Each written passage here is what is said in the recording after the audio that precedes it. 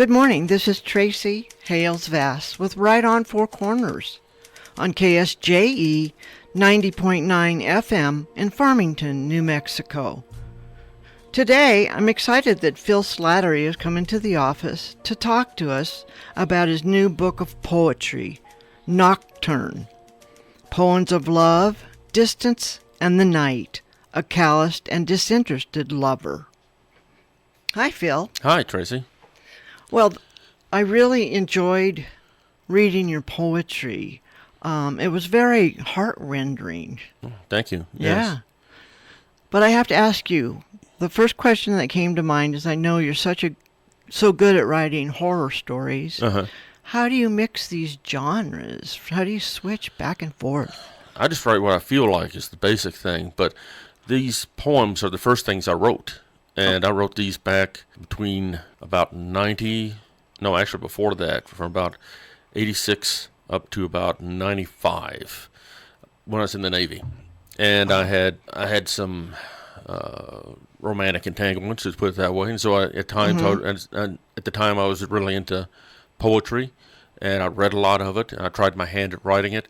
And so these are poems that I wrote to reflect the times, and that I published at different times. I had several of them published over the years. And then a few years ago, I think it was in 2015, I decided just to collect them in a volume. Right. Most of these have been published, a few haven't. I decided to collect them in a volume and put it out on Amazon. And because if I had to leave something as a legacy to the world, I wanted this, if nothing else. Right. And the poems are interspersed with photographs. They're really unique photographs in that they're sultry and they're beautiful, but there's a loneliness to every shot you have up there. Right. I picked the photographs from websites where you get photographs that are in the public domain and that have no copyright on them. Mm-hmm. And I went through a couple of websites, and I picked the poems that seemed to reflect the nature of that particular poem. Each poem, I think, is preceded, photograph adjacent to the poem. I tried to get to reflect the spirit of that poem. And they or do. What I was feeling. Mm-hmm.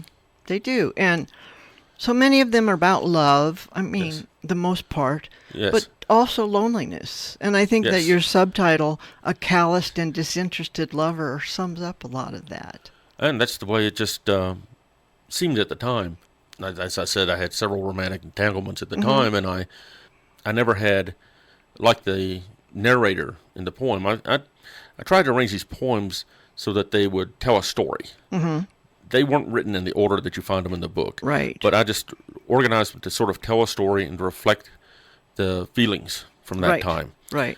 And that was essentially what I was feeling. And I really didn't come to really recognize that so much until I started putting it together as a narrative and look back on it. I'm like, yeah, I do get this feeling of, Absolutely. I recognize the feeling of loneliness, and I didn't realize that about myself at the time. I do see the evolution in the poems, or the devolution, where you start off with love and the joy of love, but then the loneliness of love. Right, and that gradually progresses. That deterioration gradually progresses through the story. Right. And it's really about someone who starts out looking for love, Right. but like the song goes, finds it in all the wrong places. Right. And he starts out hopeful and looking for a true lover, but he never finds one. He never finds a true love. And it gradually, because he's pursued so many loves, he becomes callous to it.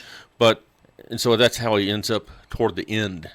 And he continues looking, but it's kind of, it's tragic because he keeps looking, but his character now is what's preventing him from finding it. Exactly. And he's found, how do I say, he's become calloused, I guess is the best word. And because he's still staying with one woman, he keeps from moving from one to the next, to the next, to the next, as he moves along from place to place within the course of the narrative. And it's almost like he's looking too hard, but not hanging around long enough to see if anything's going to happen. That's basically it. Yeah, Yeah. that's a big factor in there. In the epilogue, you say that many of the poems were written in Egypt. Some of the poems were written in Egypt. I wrote a lot of poems there. I was stationed in Egypt for 7 weeks. I lived in Cairo. This is in '89, and I traveled about Egypt quite a bit. Went to the Sinai, Sharm el-Sheikh, Abu Simbel, of course the pyramids, a lot of places like that. And I wrote those based on what I was feeling at the time and the impression I got from Egypt. I tried to, those times, I wrote mainly very short poems, but I was trying to encapsulate and get what I was feeling exactly at that moment. Right. That I felt that. And so with Egypt, when I was there, you get this vast sense of like it's infinite in time and space, particularly in time, because people, since their culture goes back 5,000 years, they have a different attitude toward time. And so when you're there, to me, it seemed like everything is infinite. And when you go out in the desert, and you look at the desert, and it looks like it stretches out infinitely. And so they have a different perspective on time than we do. We think something is old if it's 300 years old. Right. That's ancient to us in our culture. But in Egypt, 3,000 years is not even old. It's only half as old as maybe that nation's been around. So the ancient and the openness and all that really affected your writing. Yes, it did. So when you say you try to capture the feelings at the moment, did you just sit down and write periodically, or did you carry these with you and think about them and then write? How did you write them, get them down? I basically wrote them on the spur of the moment. Yeah. And then sometimes I would go back and edit them, particularly if I was sending them out for publication. Right. But I didn't do much editing. I didn't do much rewriting at all. Most of these were just on the spur of the moment as you see them. And maybe I go back over them once or twice, correct the punctuation, maybe change a word here or there. But that's it. So, they really do capture feelings. Right. Some of them I'd write after coming home after a night on the town. Of course, I was single then, Right. And I had go out, hit a few bars, come home at 2 a.m., 3 a.m., and sometimes I'd just sit down and thoughts I'd write them down.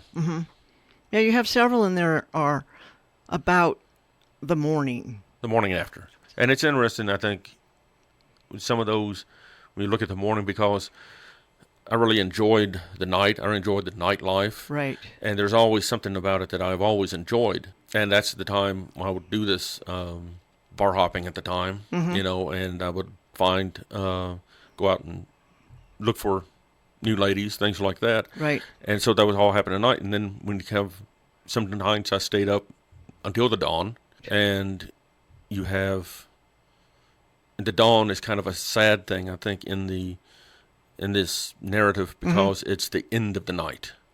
But then you have the day when you have to go to work and all that, but you have the night to look forward to when you can, sort of your inner self can come out. Yeah, you capture that feeling that the morning is like a shrug to, okay, let's do it again.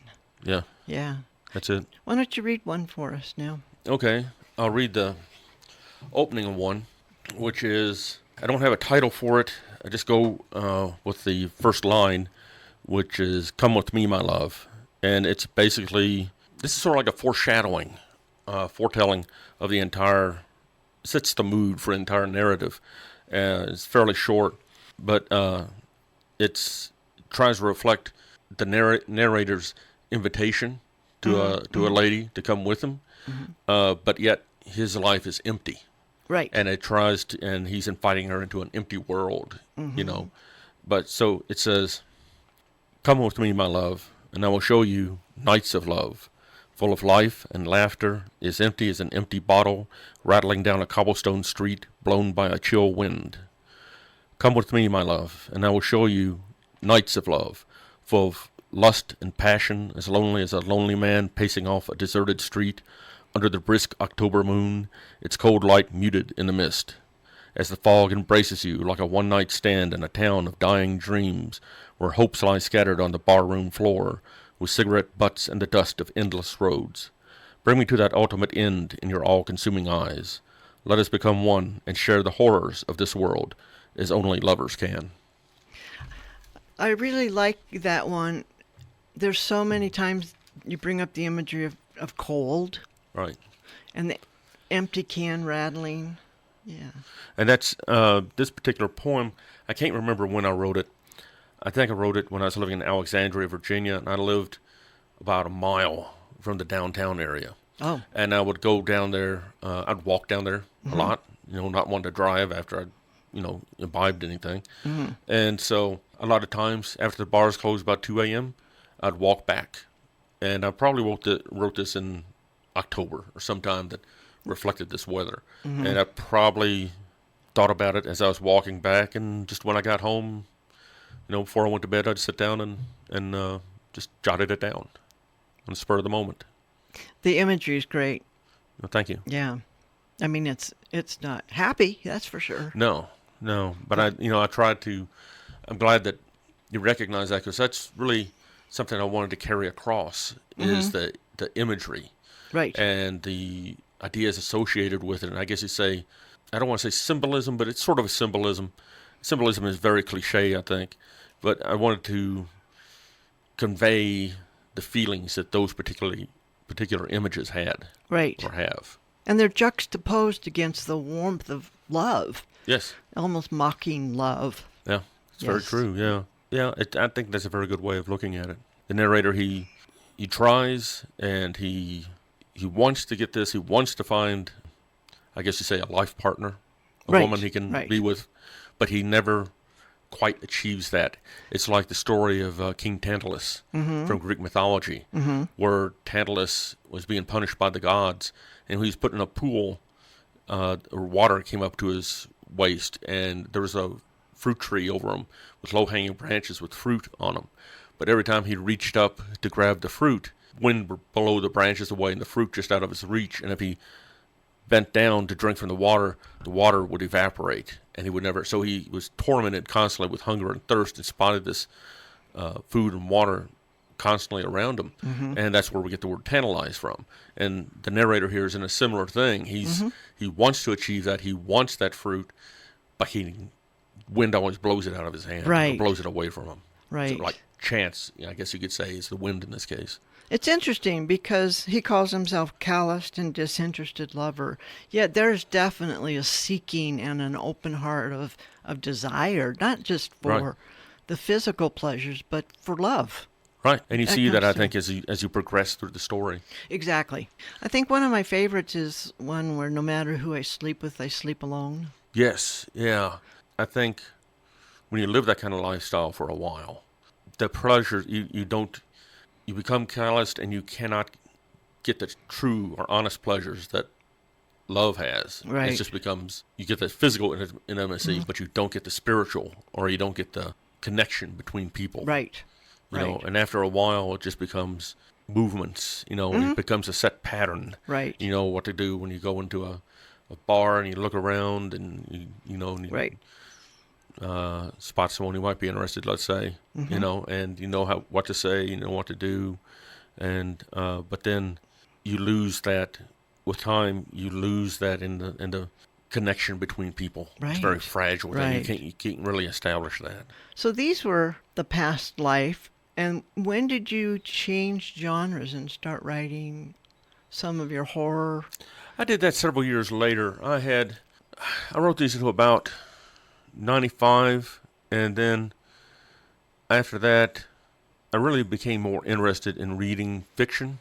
I'd read a lot of fiction in college, not only the standard stuff you have in English lit, but I was also had a double major of German and Russian. Oh. And so I read a lot of German and Russian literature. I had a double major in that.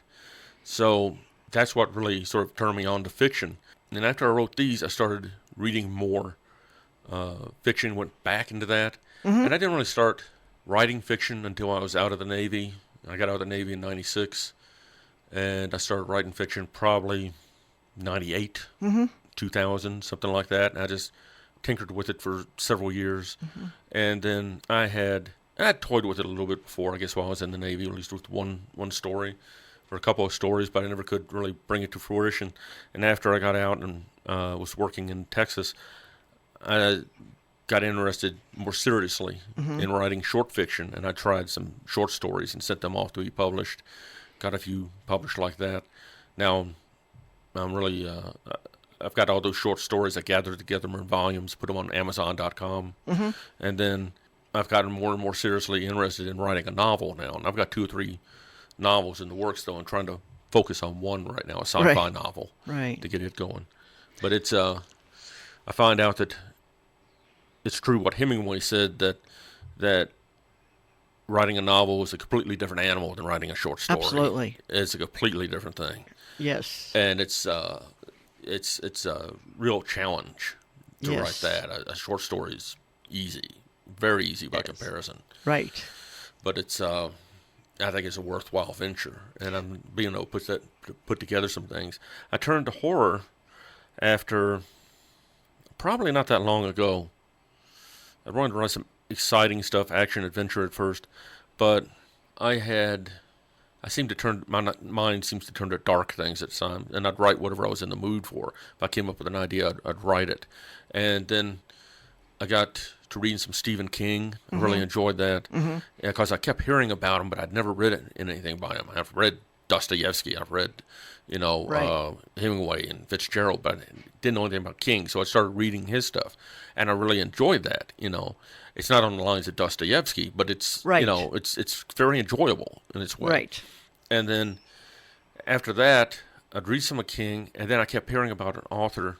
I'd see several movies based on stories by H.P. Lovecraft. Yes. And I thought, well, I need to read some Lovecraft and see what that's about, see what he's like.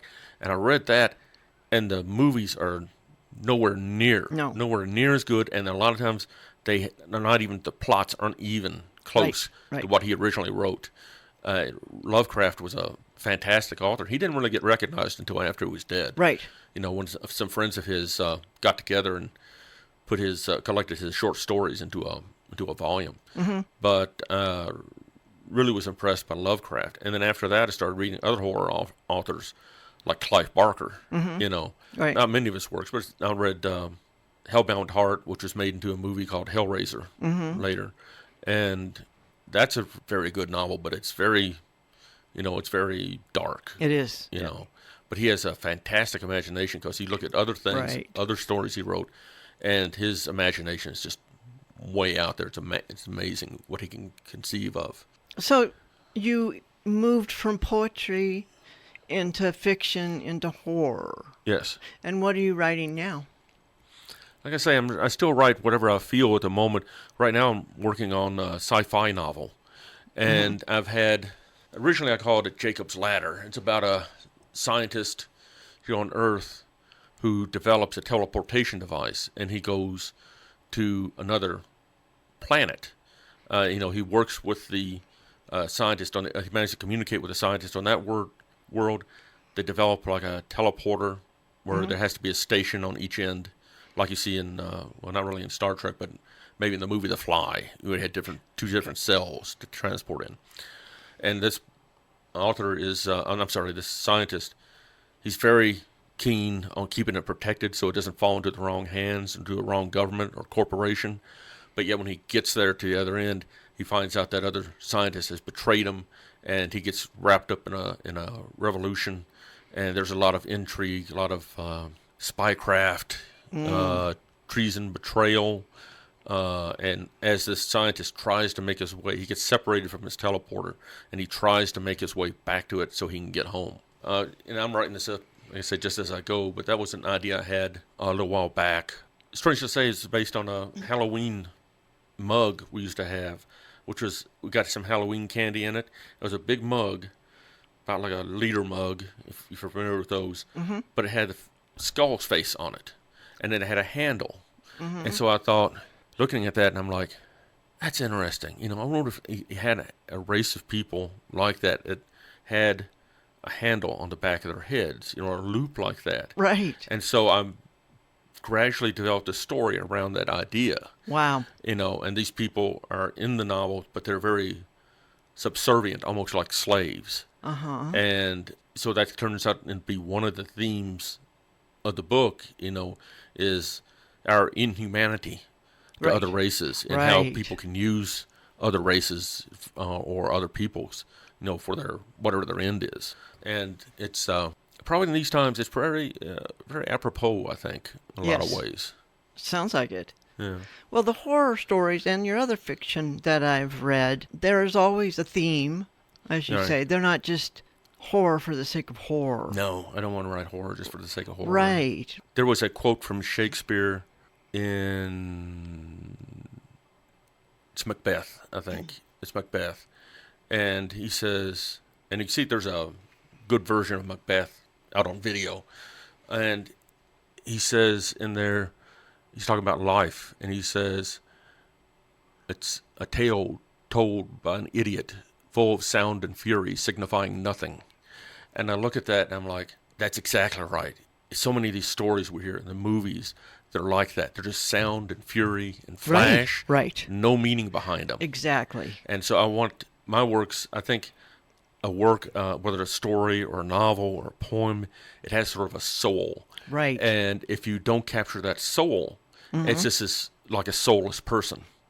Right. And it's an uninteresting person. What you're looking for is that innocence, like when you look at a person, you wonder what they're like on the inside and what's Right. going, and you try to communicate that. And so I tried everything I write. I try to have not a specific theme necessarily, but to raise some questions. Right. Because if I try to talk about a certain theme, then I become preachy. Then I'm Right, preaching right. as if I know the answers, but I don't know the answers. Right. What I do is I try to a lot of times to pose situations or to pose questions so that the reader can look at that for himself and answer those questions or pose those questions of himself. Right. I think a work is like a funhouse mirror in a lot of ways.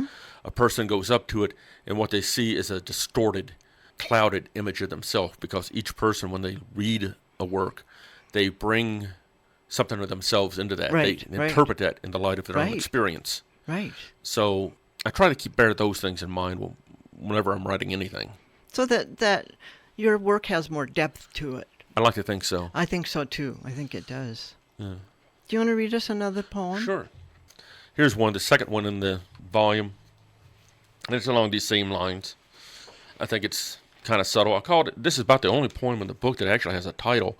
I call it The Twilight of the Gods, after the Götterdämmerung in Norse mythology, which is where they have their apocalypse and all the gods die. And this guy's, the narrator's images and his ideas are breaking down, and there's this loss of trust between him and the girl that he's speaking with.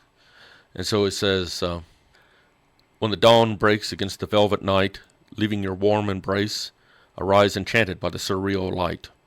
Forgive me, I am but a man, tempted by beauty, weak by nature. Have you, she will ask, her eyes all the time demanding lies?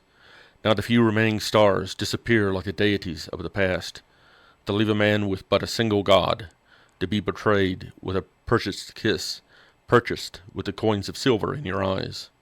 Have you, she will ask, her eyes all the time demanding lies? How can I tell her of the treason hidden in this darkest of souls, that a man creates his own hell, and this is mine, after the tears have flown and all is forgiven, forever hence to speak the truth, only to perceive a lingering doubt as she struggles to believe? Have you, she will ask, her eyes all the time demanding lies? And what I'm trying to bring out in this is that this man has cheated on his girlfriend, and she's found out. And now they're trying to get back together, but that trust they had is broken. Right. They can get back together, but there'll always be that doubt Right. of whether one or the other is cheating, is betraying the other. And so it's about that, really that doubt once you've betrayed someone or cheated them or done them wrongly, whatever the case is. Right. It's just you can never get that trust back. You Right. can never get it back completely. Right. Right. Demanding lies. Yes. Yes. It's Rise very all the true. time demanding lies. So our listeners can find Nocturne and the poems on Kindle Yes. and under your name, right? Yes. It's at Amazon.com/author/Phil Slattery. PhilSlattery. And your other books are there too? Yes, they're all there. And it's a good place for this kind of work because the photographs come across so nicely. No, thank you. Yeah, in this medium. And do you have a website of your own? Yes, I have. Mine is philslattery.wordpress.com. If you go onto the internet, if you just do a Google search, you'll find there's several Phil Slatterys out there, but I'm the only one that writes fiction or poetry. You'll find a guy who's a professor of aeronautics at like the University of Sitka. You'll find a guy who works in the defense attaché or an attaché office or something in Germany, but I'm the only one that does the writing, and usually my name will pop up in the top Google searches for that name. I like to Google my authors, and I found a baseball player also by that name. Yeah, he's from like 1902 or Something 1918. like that, yeah. Something like that, No, that's not him. No. Well, very good. I know that you are you work full-time on a real job, That's correct.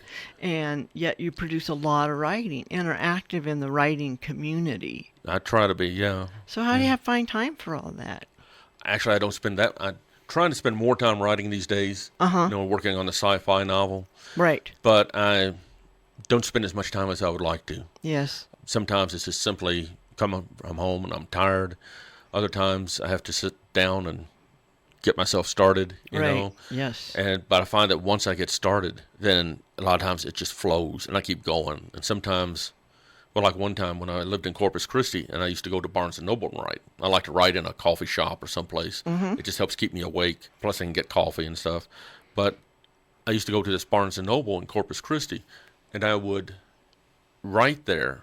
I was writing on one of my first stories and I could never get it quite right, but I was practicing, and using the lessons I'd learned from Strunk and White, or Hemingway and Fitzgerald, and I was reading a lot at that time. I'd practice that, and like one day I went in and I sat there for like 8 hours, and I could not come up with anything, and I kept trying to come up with an idea, trying to get this thing going, and just couldn't do it. And finally, I thought, I'm just going home. I got up, picked up my stuff, and then like an idea hit me, and I sat down. I'm going to write this down, and I was there for like almost another 8 hours until the place closed. It just one of those flashes of inspiration. Sometimes, for me anyway, you get it, and sometimes you just can't stop. Right. You got to put it down as fast as you can. Right. I love those moments, few and far between. I think you have to be there for them to happen. Yes, that's right. That's the key. That's right. And sometimes it's just a matter of, I think it was Hemingway or somebody that said, writing is simple. All you do is stare at a blank sheet of paper until you start to bleed. Right, exactly. And sometimes it just has to do that. That's right. I always heard the story of Thomas Mann, who was a Nobel laureate, first Nobel laureate, I think. And he was a German writer, very early 20th century. It said that he had been a bank clerk at one time, and so when he became a full-time writer, he would get up in the morning and dress and clean up, go through his morning routine at the same time as he would if he was going to the bank job. He'd go downstairs and he'd write for 4 hours. And then he'd take an hour break for lunch and he'd go back and write for another 4 hours. And then when he finished there, he'd go back up to his room, go back upstairs, take off his clothes, and he was home for the rest of the evening. Just like a job. Just like a job. Right. And he was very, very disciplined about that. And I've tried that, and that's very hard to do. Yeah. And I need to get into that habit myself. I wish I could get in that habit. But, it's just so many distractions. And unfortunately, I have not yet developed that level of self-discipline. I understand that, yes. Yeah. Well, thank you for coming into the studio. Well, thank you for having me. We're going to miss you when you leave Farmington. All right, thank you. But keep in touch and keep us appraised of your latest writings. Okay, I will. And if anyone wants to follow me, they can follow me on WordPress. And it's philslattery.wordpress.com. Well, thank you again. Thank you very much. And that was Phil Slattery in the studio with me today, talking about his book, Nocturne, Poems of Love, Distance, and the Night, a calloused and disinterested lover. This is Tracy with Right on Four Corners on KSJE 90.9 FM in Farmington, New Mexico.